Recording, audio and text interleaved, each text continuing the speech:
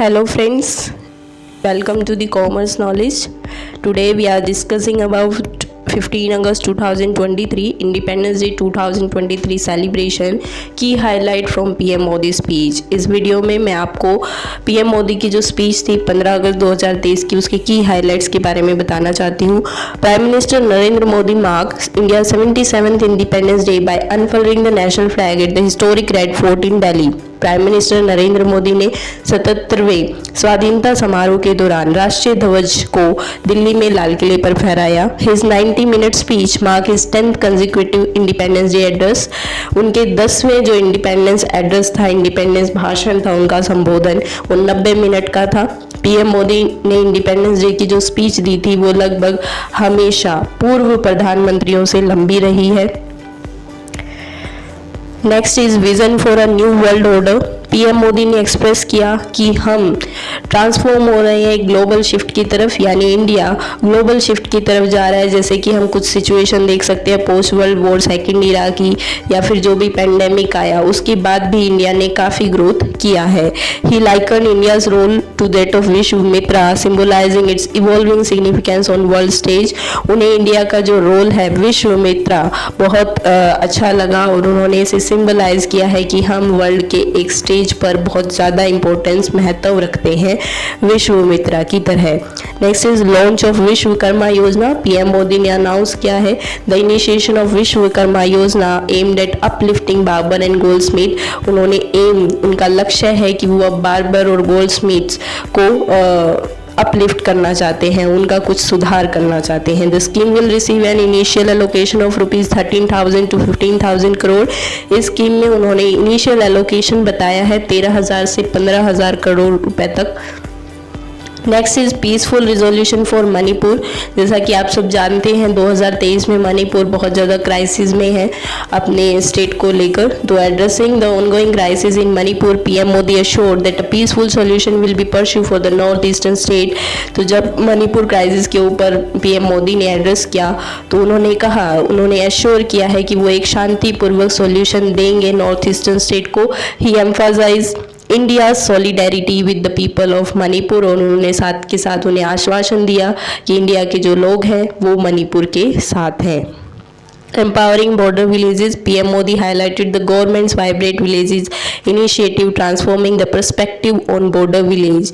PM Modi ने highlight किया government के वाइब्रेटेड विलेजेस इनिशिएटिव को, यानी ऐसे विलेजेस जो बॉर्डर पर हैं जिनको हम इंडिया में लास्ट मानते हैं वो अब अंतिम छोर नहीं है, वो अब इंडिया में सबसे पहले नंबर पर इम्पोर्टेंस रखेंगे।